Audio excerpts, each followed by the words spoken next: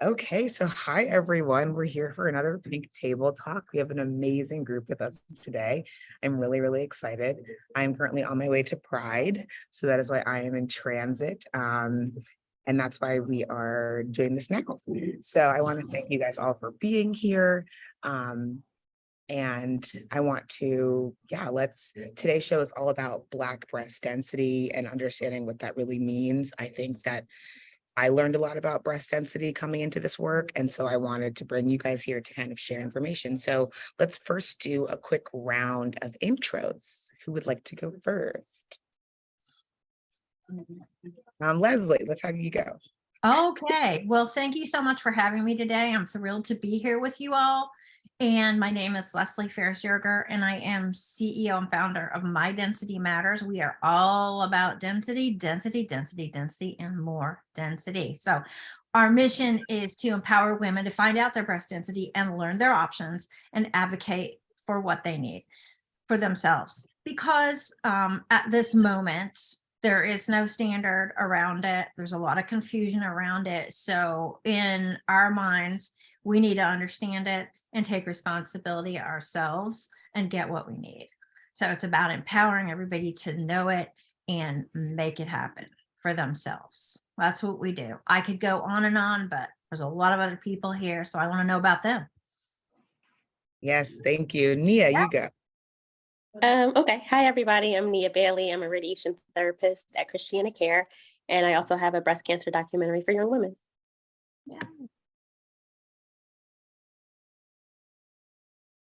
Hi, everyone. My name is Ashley Dedman. I am a BRCA2 mutation carrier and also a trained scientific research advocate, and have just been an advocate in this space for over a decade. Very passionate about this work, a huge supporter of Touch, For the Love of Your Girls, and My Breast Density, and just super excited to be a part of the conversation today with these amazing individuals as we talk about an important topic, a topic that sometimes that goes untalked about. And so we definitely need to talk about it because it is very important and need to know knowledge when navigating healthcare. Hi, everyone. My name is Ayana Sanders. I am a rising senior at South Carolina State University, majored in biology with an oncology concentration. And I am also a Touch intern. This is my second go round in the organization, and I really love it. And I'm taking advantage of the opportunity of it. Great. Thank you all for being here and being part of this. I'm Dr. Candace Thompson. I'm a breast surgeon at Stanford Healthcare, and I'm very passionate about talking about breast health, especially concerning communities that are have health disparities. And I'm really excited to be part of this again, to be part of Pink Table Talk today. So thanks for joining us.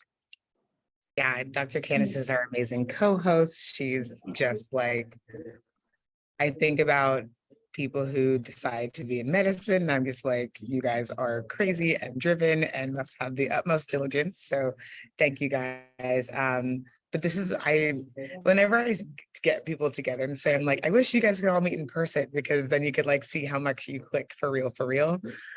Because this is a really great, amazing group. And I love having Ayana here because not only is she a Touch intern, but she's going to be one of the amazing doctors that saves us one day, also is a young mom. And so like is really acting out in this moment what it means to be an advocate and sharing this with the next generation as well as our older generation, which is really why we target this age range for this campaign. So before we really jump into all the nitty gritty, of course, we're here for the love of my girls, which under my mom's tutelage, she's allowed me the space to create. So thank you, Mom. And she really did like take a step back and be like, okay, hey, like run with this. And we created something really, really awesome for young women. So just want to walk through the website really quickly to give you guys some information so you know how to access our really cool tools. So our website, again, is really inviting. Love of My Girls is really designed to bridge the gap between the fact that young women under 35 get breast cancer 2 times the rate, die at 3 times the rate, and yet we're still told to get mammograms at age 40, that's even new to get it to like think about 40. And so we want them to, again, like Leslie said, give them the tools to feel, to like not even just be empowered, but utilize the power that is already within, you know. So we have a really cute video here. Please go check it out. We really want young women to be choosing Black breast health. Black breast cancer is real. We have very different, it looks very different for us. And so that means that Black breast health is real as well. And we want to make sure that young women understand that. We here to have moments about unlocking that her story, talking with your family about your shared health history so you understand your risk. For example, my family does not have any genetic mutations, yet I have a grandmother, great aunt, and mother. And so my family history is a great way for me to advocate for the screening that I need. And then lastly, we have, we really just want young women to be checking their girls, getting to know their girls, and knowing how and when to do so. So take this like little 90s quiz and figure out where you are on your breast health journey. And there are resources here as well with our partners like Know Your Lemons, YSC's Tip Shack, just so many great partners that have come to the table to be a part of this. Because again, at Touch, we do not reinvent the wheel. We want to go find people doing the amazing work and partner with them, because I'm not an expert at density, but I brought people here who are. So I would love to first to start talking about, like, I would love for Leslie to even begin and like kind of give us some information about breast density, because again, this is something that I don't think I fully understand yet, working on it, but it is understanding how your body changes over time and what that looks like in terms of your breast density. So just tell us give us the good knowledge here. Okay, I'll try. And I'm not a doctor either, so I tend to speak about this in layman's terms, you know, or lay people's terms, or That's layman's perfect. terms, whatever you want to say. But so what is breast density? And so our breasts are made up of a couple things. One is fat, and the other thing is fibroglandular tissue, which is made up of connective tissue and all the ducts and lobules and all of that really give our breasts the function that they're meant to do, and that is to, you know, breastfeed children. So the less of the fibroglandular tissue you have and the more fat you have, the less dense your breast. So that fibroglandular tissue is the density. And so the more of that you have and the less fat you have, the more dense you are. And there's 4 categories, A, B, C, and D, stratified across, you know, what all breasts can be, with A being almost no density and D being very, very dense. And so when we get mammograms, most of the time we find out what category we're in, or at least whether we're dense or we're not dense. And that's how we find out. But for younger women, tend to be, there's no absolutes here, but tend to be more dense. And as we age, especially when we get to menopause, we tend to lose density. That doesn't mean that every single woman is going to lose density, but it means on average we lose density. So, you know, we're all individual people. There is no 2 people alike. So we need to know our own density and what's going on with us. And also the final thing to say about density is a woman who has category D is 4 to 6 more times likely to get breast cancer in the first place than somebody who is an A. And so it is an independent risk factor for getting breast cancer. So double whammy, right? You can't really see on a mammogram with all of the density, and it's also a risk factor. And so that's the problem. It's a double whammy, and women who have density need additional screening. And for the most part, we're not really getting it. And that's why we need to advocate for ourselves. That was so well said. Thank you so much, Leslie. I completely agree with everything you said, and it was great that you had it in layman's terms for everyone listening along. And you touched on a really important point, which is most of the time when you get a mammogram, you see it, see your breast density on there. However, you do know that, or I do want to bring up that the FDA had recent updates for us this year. So they are now acknowledging that it is very important for patients to know what their breast density is. And the FDA has mandated that if you receive a mammogram, it should tell you what your breast density is on the mammogram. So definitely take a look at that. And if you have anything, like Leslie said, that's a C or a D, a C, it will say, sometimes it won't say the letters, it will say the words. So a C is heterogeneously dense and a D is extremely dense. So they'll use those words, but it'll always, if it's dense, then it'll say either heterogeneously dense or extremely dense. And that's when you need to talk to your doctor and say, hey, do I need some extra images done? Should I get a 3D mammogram instead of just a basic screening mammogram? And I think at baseline, that's definitely what I recommend at the very least for my patients. And then especially for those with extremely dense breast tissue and higher risk, then we'll also do either an MRI, breast MRI, or a whole breast ultrasound in addition to your annual screening mammograms. Because as Leslie said, you're more likely to develop breast cancer if you have dense breast tissue.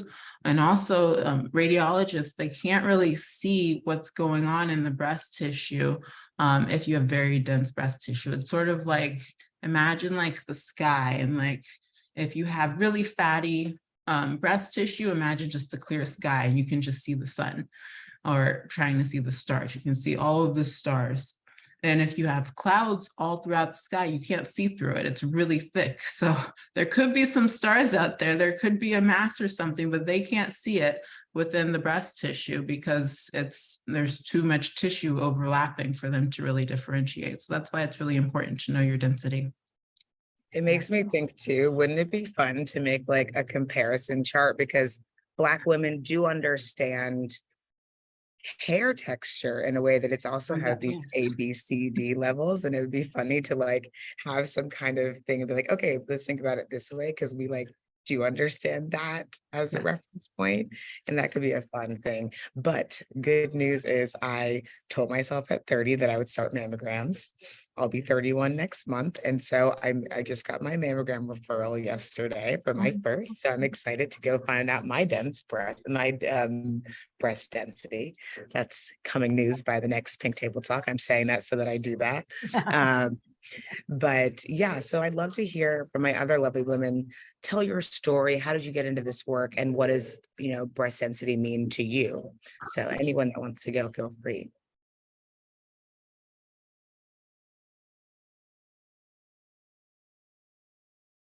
I'll go. Couple of things. I definitely, Dr. Thompson, I love that analogy you gave about the clouds.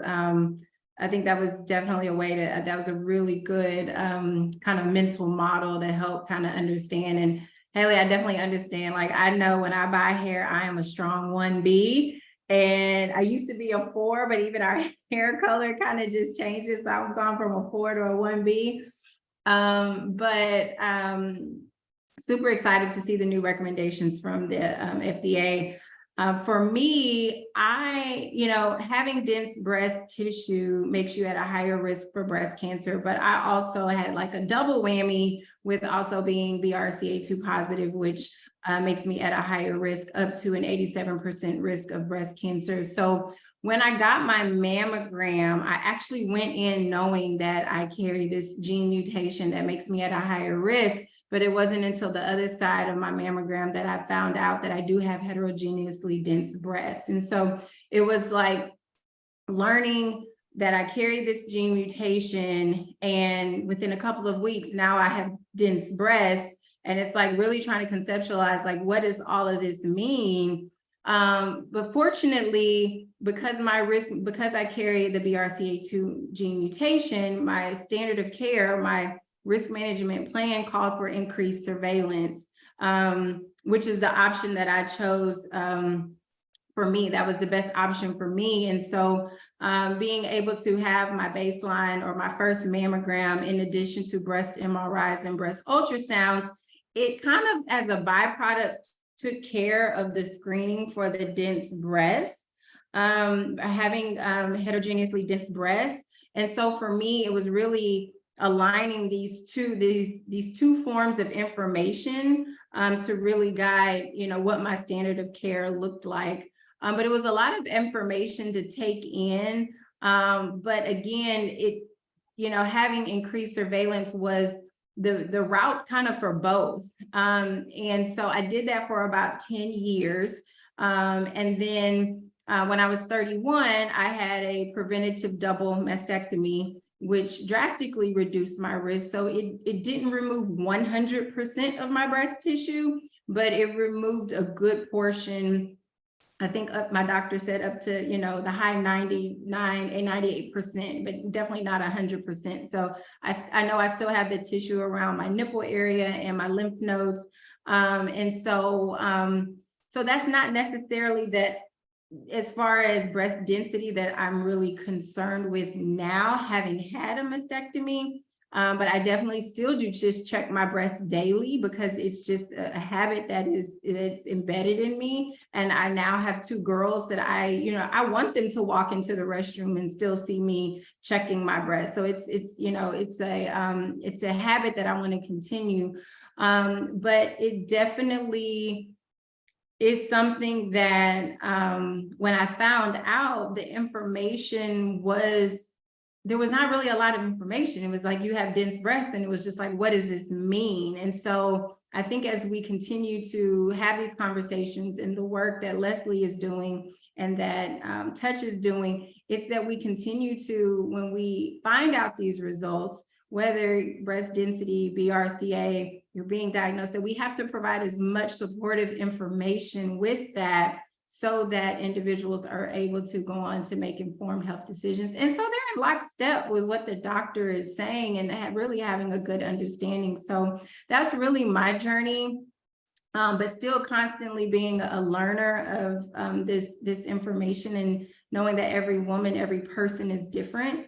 And just being able to share our experiences and help people kind of navigate their journey as well. I love your comments for so many things. I love that you're showing this routine to your daughters now, even if it's a routine that doesn't necessarily mean that it's something that you have to do. You're still like ingraining into your system, like brushing your teeth, you know what I mean? Like, because it should be thought of as these small things you add into your life that way, that like change can make a huge change. Also, obviously, like the choice that you made to have a double mastectomy, given knowing your risk factors, is a huge thing. And you named it, like, dense breast is a risk factor if that's one, but like there are so many, right? So today we're talking about this one specifically, but like you got to know all of your risk factors. But yeah, thank you for sharing.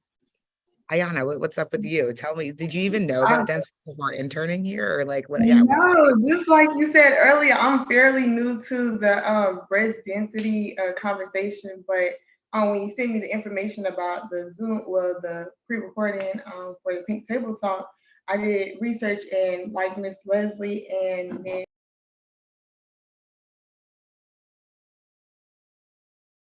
Oh, you muted yourself, I think. Oh, sorry. There you go. But yeah, like the previous lady stated, they really jotted down everything that I searched up about breast density. Like I said, I was fairly new, so being that I'm in oncology concentration at my school, I'm into cancer, so I really geared towards breast cancer, being that my grandmother is a breast cancer survivor. So that is how I was interested, and I wanted the opportunity to participate with Touch. So I feel as though breast density is important because, like you said before, it is associated with breast cancer risk. And I now, hearing all of the facts and statistics, I'm curious to get a mammogram and know my breast density, because women 50 and under are prone to have denser breasts than women that are older. And I also found online that African American women had a significantly higher absolute area density of 40.1 centimeters squared compared to 33.1 centimeters squared in white women. So I felt that as a young woman, as a Black young woman, I wanted to put myself out there and show others my age and my age range that you shouldn't be scared to check your girls. Just do it, because at the end of the day, You need to know if you're healthy or not. You need to make sure you can prevent breast cancer, even though it's no cure. I mean, I wouldn't say no cure, but it's not prevented, but it can be early detected. So, feel as though as soon as you start early, the better. Yeah, thank you. And Nia, let's hear, what's your take on breast density? And Ayana, I'm so glad that you have learned more. I've learned more by being in this space. And so we have to just continue to be lifelong learners in that way. And the fact that you even did research before this is like clear Yeah, that you yeah, are I have a like 2 lifelong pages learner. of information about breast density. I was ready for the conversation, but they literally knocked everything that I had on my list. The only thing that they didn't say was what I just said. So yeah, it's very informative. That's awesome. I feel like I got into radiation therapy because of my father, and everybody in my family has cancer other than my mother. So cancer has always been something that's been on my mind. And I've always learned, from Dr. Candace and Haley and Ashley. I followed you since day one. So I always knew about your story, and Miss Leslie. So I took that information. I think it's so important to have a patient-provider relationship. So I wouldn't say like my doctors and I are best friends, but they know me, they know my body. So when I, brought that family cancer history to them, they're like, okay, we're going to hook you up with a breast surgeon. And I talked to her, and she said, how do your breasts feel? Do you feel your breasts? And I'm like, yeah, they feel lumpy. So she sent me to get an ultrasound, and that's when I found I have fibrocystic breasts and dense breasts. So from that information, I'm like, okay, well, my breasts always feel lumpy. Merry Christmas. That's fun. But she said, let's get a 3D mammogram to see, what's going on. So I got the 3D mammogram, and they said it's still dense. And from all the information that I've always, researched and, by stalking you guys on Instagram and things like that, I'm like, you're just telling me that you can't see anything. So the breast surgeon, she, rooted for me, and I got a breast MRI, and they were able to say, okay, everything's fine. So it was very important, like Miss Leslie said, Ashley said, to advocate for yourself, and say, hey, I don't really feel comfortable with the information you're giving me, because you're basically saying that you see a cloudy day and it's not sunny. So I just want to make sure that, all is well with my health, and I'm right in saying that. And it's very, very important, like I said, to have that patient-provider relationship, because there was no struggle with me. They know me, they know my body, I know my body. So it was like, yeah, let's go ahead and get it done. So it was very important. My insurance covered it. And now, like Ashley was saying, and Dr. Candace, she said, make sure you go to your doctor and say this. I get yearly 3D mammogram, but maybe, an MRI, or we'll see what happens. But all these tidbits and being on this pink table talk is so important, because I can bring that information to my doctor and say, hey, I know a doctor and she said this, and it's really good, because it helps with my health and my families and my friends, and because my friends know this, they're like, check my boobs. And I'm like, okay, this is fun, but it's important, because I know my girls, and now I know my friends' girls, that God forbid something were to happen, I would be able to say, that feels wrong. So, this is a very important conversation, and I'm very blessed to be on this conversation with all of you ladies, because you're teaching me, and then I can go out and teach my friends and family and everybody. Thank you so So I much. do Nia. have my, oh, I'm sorry. Sorry, I was I just do gonna have say, oh, you can go. Go ahead, go ahead. You can go, Ayana. It was a question for you, actually. Okay. So when you make the statement about getting an MRI and with their yearly mammogram. So I saw online that they were pushing it to where, like, if you have denser breasts, you have to get a MRI and your mammogram like every 6 months now. Do you know if that's still put into play, or is it just the yearly mammogram checkup? Ayana, I was literally about to say, now give us action steps, guys. What does a young woman need to do? Because I also, Dr. Candace, you mentioned earlier, getting these screenings on top of your yearly mammogram. So give us some action steps. What should we do? Right. So great question. So if you see heterogeneously dense, or especially the extremely dense breast tissue, typically your insurance company will cover for you to get additional imaging. And so for additional imaging for those patients, if you're not high risk patients, then typically we we'll just do this for the extremely dense breast tissue, but sometimes the heterogeneously dense too. It's just you have to fight the insurance company a little bit more for that one sometimes. But the next steps would be to get either the 3D mammogram in order to clear things up. The 3D mammogram is where they have to take a lot more pictures while you're in the mammogram machine. And it sort of slices it at different depths, just like it would for like a CT scan, so that you're not just getting a still picture of the whole breast, but you're getting like individual slices of the breast. So that one is more sensitive than just your regular screening mammogram. And the other thing that I typically recommend is an MRI or a whole breast ultrasound. And you would get those annually if you're at high risk. And for the 6 months part, a lot of times, even at like Memorial Sloan Kettering and MD Anderson, I know those doctors will typically, and here at Stanford, we typically will alternate them. So you're getting one of them every 6 months. So let's say you get your mammogram in January, you'll still get another mammogram in January for like your usual screening mammograms. But in addition, you would get an MRI. So you would get it in July because that's 6 months later. And then the next July you get it. So basically every 6 months you're getting imaging of something. And then especially if you find something in between them, then that would definitely trigger to get a mammogram, ultrasound, and an MRI so that we can make sure we figure out what's going on. Those would be the next steps basically. So it would be either 3D mammogram just to make sure everything's okay, or if you can tolerate the MRI, which for the MRI, there are some logistics of things. You do have to, typically you're laying down prone, so on your stomach with your hands above your head. Some facilities, they'll let you put your hands by your side too if you have issues putting your hands above your head.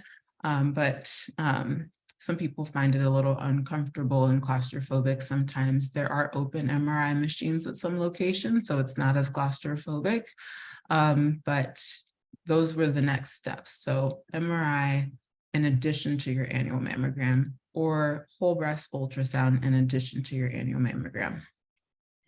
I get a lot of people asking me, oh, well, why can't I'll just skip the mammogram then and do the other stuff. And that is not a thing. Like, Right. it's always in addition to, in one fashion or the other, either right after, like same day or in some sort of alternating schedule. Like Dr. Candace was saying, but right now we're not skipping mammograms because there's certain things that it can do that the other ones can't do. So it's not like, it gives us a lot of information, right, Dr. Candace? Yes, that's a very good point. So yeah, my patients always ask me, can I just skip getting the mammogram? And I'm like, no, you can't. The standard of care and what all of the guidelines say is that you still need to get a screening mammogram. And I mean, I know some patients are like, well, I have dense breast tissue, they're not going to find anything. But there are other ways that the mammogram can help just with like planning if you were to need surgery in the future. So you would still get your screening mammogram, and then you would get some more sensitive screening. So MRI or whole breast ultrasound. And that was exactly my screening routine. Every 6 months, I was either having a mammogram or a breast MRI or breast ultrasound. And I felt really empowered because I knew if I caught something, it was going to be caught early. And right before I had my preventative double mastectomy, they did everything, all three, just because, my oncologist called for all of those screenings before going into surgery because she just didn't want to go into any surprises. And so that was also reassuring. Now that I'm, post-op, guidelines don't require me to get a mammogram anymore. I just now get annual clinical exams. But the good thing is, and with my chart, all of my doctors across, all my doctors on my medical team see that I'm BRCA2 positive. So if I'm going to my PCP, she's checking my breast. When I go to my OB, because I still just like to separate the two, she's checking my breast. So, and I still see my oncologist once a year, she's checking my breast. I see my reconstruction surgeon every couple of years, he's checking my breast. So, you know, because everybody sees that, you know, I'm high risk, everybody's checking my breast, I'm checking my breast. So that is definitely has been reassuring that there's shared accountability. And so I think that's so important. And as Leslie and Dr. Thompson said, like, you cannot skip the mammogram, and it's so important to have conversations about 3D mammography and what other additional screenings are needed to just make sure that you're seeing the full picture, because that's the goal. I think too, it's like, sometimes it's really hard to get yourself to go to the doctor in general, right? It's like, I'm busy, my life is happening. Like, I purposely just found a primary care doctor that was near my house because I knew that that proximity meant a lot about how often I would go, knowing myself and my acute laziness.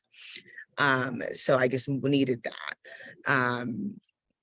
But I think it's so important what you just said, Ashley, around how empowered you felt by being in the know, right? And I think we have to take out this fear of going to the doctor, this like, I go when I'm sick moment, and say, hey, no, it's like actually feels better emotionally and like in my body to be in the know in that way. So thank you for showing there's another side of this equation, right? I can be fearful of this thing and not go, but then I'm going to live in fear. Or I could go and at least be in the know, even if I find out something I don't want to hear, I know it. So I think that's really, really important. What are some other thoughts? Anybody? Okay, so going based off of that, Dr. Thompson. So I know you were saying in addition to the mammograms, you'll have to get the like the MRIs and the other types of screening. So as a curious young woman that's not of the age requirement to get a mammogram, how would you suggest someone my age or who's not of age to get a mammogram to ask their doctor or their healthcare provider about you know, knowing the breast density? Like, how do you go about that? Like, do you just say This is a great question. MRI? Yeah, this is a great question. Thank you for bringing it up. So there are a few things at play here. As far as screening mammograms, so across the board now, almost across the board now, the recommendations are to start mammograms at age 40 for patients who are not considered high risk. If you're high risk, then this doesn't apply to you. You start much sooner, around like age 25 sometimes. And so for younger patients, as Leslie was saying, younger patients are more likely to have dense breast tissue. And that's sort of part of the reason why we don't start screening mammograms earlier. It's for that reason, and because we know that breast cancer has a higher prevalence in women who are above age 40, even closer to age 50. And as you get older, as the age increases, the probability is higher than if you were younger. So that's why we start at age 40, but there is a caveat to this. So we always suggest that patients get a risk analysis done to say whether or not they're at high risk starting at age 25. So this involves going to your doctor and saying, hey, can you calculate my risk for breast cancer in the future? And they'll go based off of things like when you first started having your period, your current age, your weight, your height, as well as things like whether or not you breastfed, whether or not you've had a previous breast biopsy, and your family history is very important also. So all of those things sort of go into the calculation to see whether or not you're at elevated risk to get breast cancer in the future. So if you are at elevated risk, then that's when we would say, hey, let's start getting screening for you earlier than age 40. And if you're at elevated risk, you should be you should be given the opportunity to talk about genetic testing also, so that you can go into that informed on whether or not you have like a genetic predisposition to get breast cancer. So all those things take into account on whether or not you would get imaging earlier than the age of 40.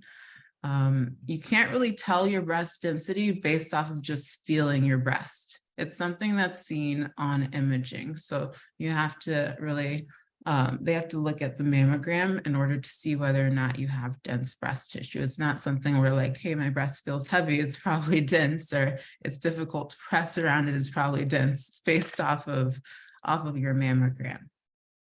Yeah, Dr. You said something really that kind of sparked a question, and this is either for Dr. Thompson or Leslie.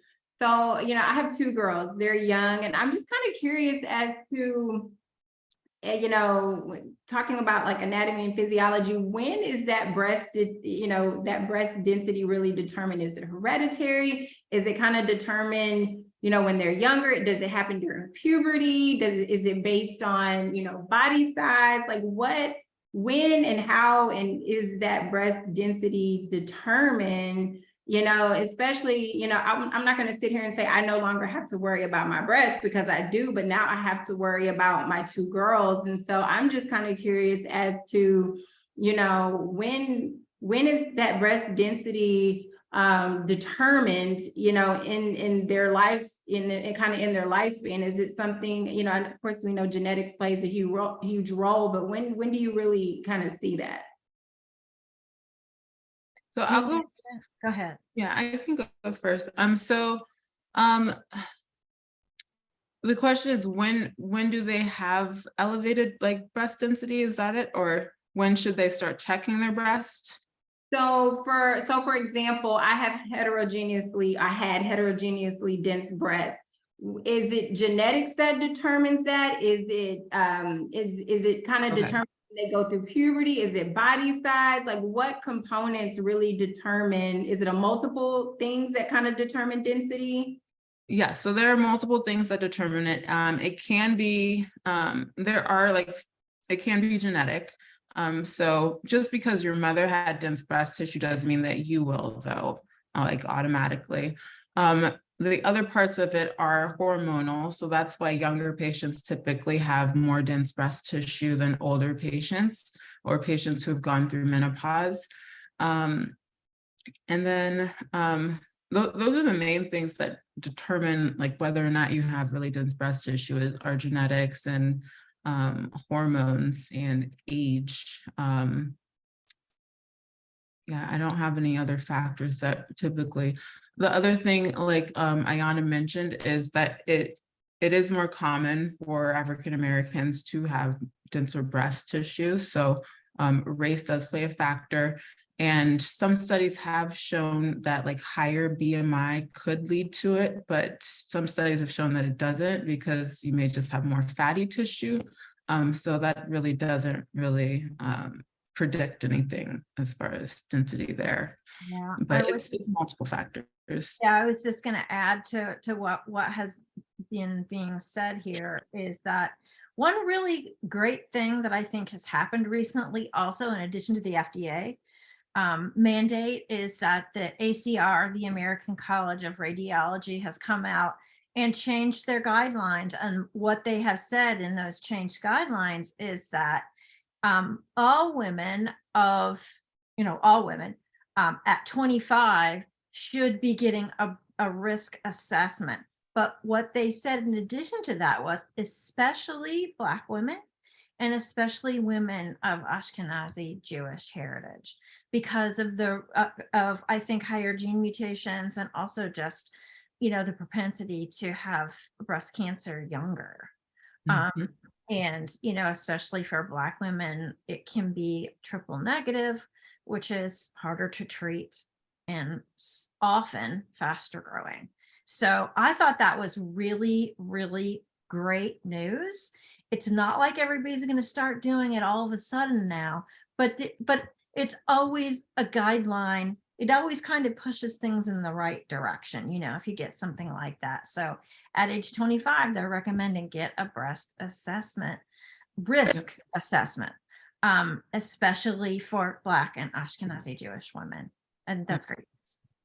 Yeah, that's a great point to bring up, Leslie. Thank you. Yeah, there's like so many different organizations having recommendations as far as what to do, like when to get your mammogram and when to get all of that. So I think they're all slowly catching up with each other. But yes, ACR and the NCCN also recommends to get a risk assessment at age 25. But I think the ACR was the only one that said specifically, especially for African Americans and Ashkenazi Jewish descent. Yeah.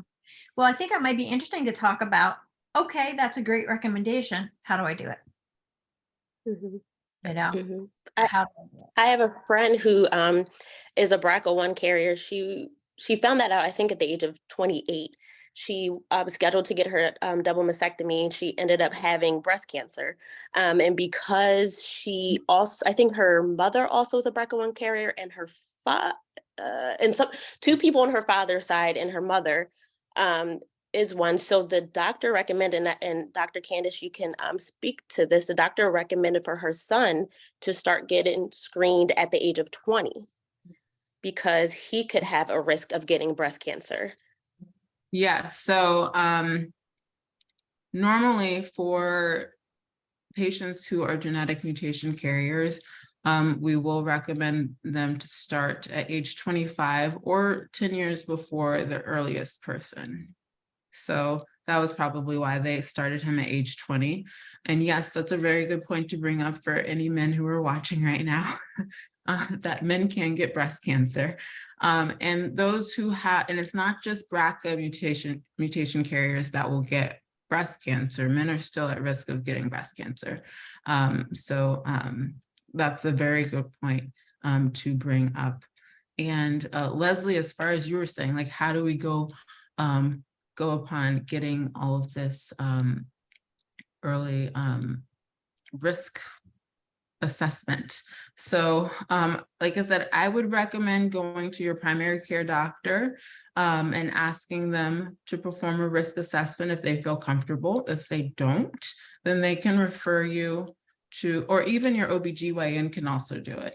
And if they don't feel comfortable, then you can always see either a genetic counselor to do that, or you can see a breast surgeon or a breast specialist, someone who specializes in either medical oncology or surgical oncology. Those would be the ones who would be performing the risk assessments otherwise, especially if you have a strong family history. What's interesting about that is when you go at 25, unless there's, other circumstances, normally you won't have had a mammogram, so you won't know your density. So that can't calculate into the risk. But there are plenty of other risks to be talked about, so it's really not just breast density as a risk. It's your overall risk, and your breast density plays into that. Exactly. Play into that. There's a lot of other stuff to talk about in terms of risk, not just the density, but it's one of them. Right. So The other Leslie, thing- actually, I was gonna say, Leslie, actually tell us what My Density Matters is doing these days. How are you guys getting this word out? Oh my goodness. Well, I'm awfully busy, so we must be doing it.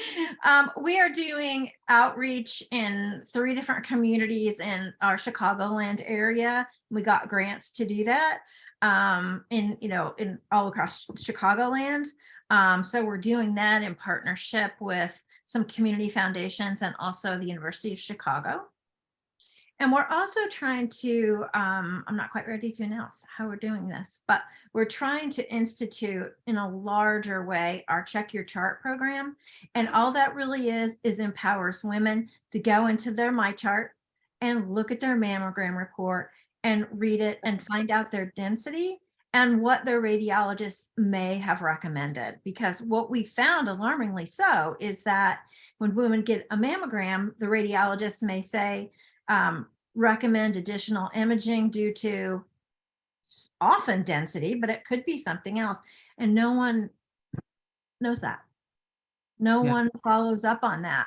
So it's just another way to empower them to learn what that density is in their report and read the whole thing, so that if nobody else is following up, they can follow up.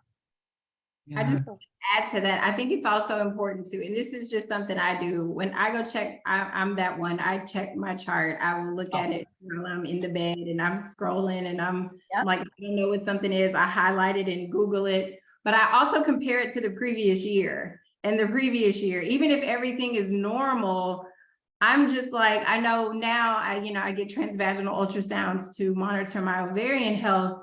And it'll come back normal, but I'm like looking at the measures and everything. And so for me, because it's just like, well, I just want to do that kind of that comparative analysis for me. And so I think it's even too important just to, when you're looking at my chart, just to kind of compare things just for yourself so that you are informed with how, things might slightly, even though they're normal, but, even with blood work can elevate and change year to year. And so I think it's just important to know that. So I'm that one, that's me, but I have found that it's comforting to even go back maybe 1 or 2 years and compare it to the current, your current report.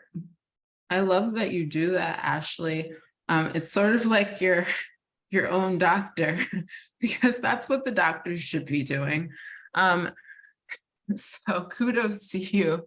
And then Leslie, how can someone sign up to be part of like the Check My Chart or to go through that with your organization? Right. So we have a whole section of the website that's dedicated to our Check Your Chart program, and you just go to the website and find that page and go all through it. Can I make one more plug here about something that we're doing before we end? There is a bill introduced in Congress called the Find It Early Act. And it proposes that not just insurance, but Medicare, Medicaid, and the VA pay for additional screening for women with dense breasts and other high-risk things. I don't know if it's going to pass. I don't know anything, but what I do know is that would be very helpful to so many people. So we have a Find Early Act page on our website where you can go, put in your address, and you find out who your elected officials are. And we have a suggested text. You don't have to use it, or you can take it and change it and send a note to your elected official and let them know that you would like them to co-sponsor the bill or at least vote for it when it comes up. So they need to hear from us, right? We need to advocate for each other so that maybe someday it won't be so hard to get this additional imaging and we won't have to fight the fight and keep getting refused. And it's hard on the doctors because they think they should be giving things and it's not covered and it's all this, run around. So if we ever got that or something like it passed, it would make a big difference to a lot of people. So I wanted to get that in there. So if you go to mydensitymatters.org, right there will be the Find It Early Act. Click on that and you can go speak to your congressperson. That's amazing. Thank you for sharing. And we'll have the link whenever this is posted so that people can definitely do that. Oh, this is so great. I know, Nia, I feel like you have some thoughts. I'm excited. This is awesome. I just love it. And I love it too, because we have a screening at the Philadelphia Museum of Art in Philly, and Senator Casey, Speaker Joanna McClellan, they'll be there. So I can really push that, like, hey, go on myidentitymatters.com and I'm gonna need for y'all to get on it, Yeah. So, I think this is more than amazing. There's even a way on that page where you can already find out who is co-sponsoring. I think there's about 20 now. Okay. If you click that, then you can find out who's co-sponsoring, and maybe your person already is, and that way you can send them a thank you note. Yeah, this is awesome. And, Haley, you mentioned the whole topic of fear, why women or Black women don't want to go to the doctor. But I talked to this woman who was from Nigeria, and she said it wasn't so much that, like, I could get breast cancer or anything like that. She didn't care necessarily about that. It was the fact that it was her right to go. She felt like, Black people or women couldn't vote at one point. So it is her right to vote. It is her right to do certain things. So she felt like it was her right to get screened. And I'm glad she felt that way because, it turned out she had breast cancer. So I don't know if there's a way for all of us collectively to sort of, talk about it is your right. And I don't know if that's a way, to make people, like Ashley's been saying, empowered. It is your right. Ask, go seek help, and let's see what results come from it. And Dr. Candace, you actually commented on this earlier, but if your mom is known to have dense breasts, what does that mean for you? As You are at a higher risk to have dense breasts, but it's not automatic, basically.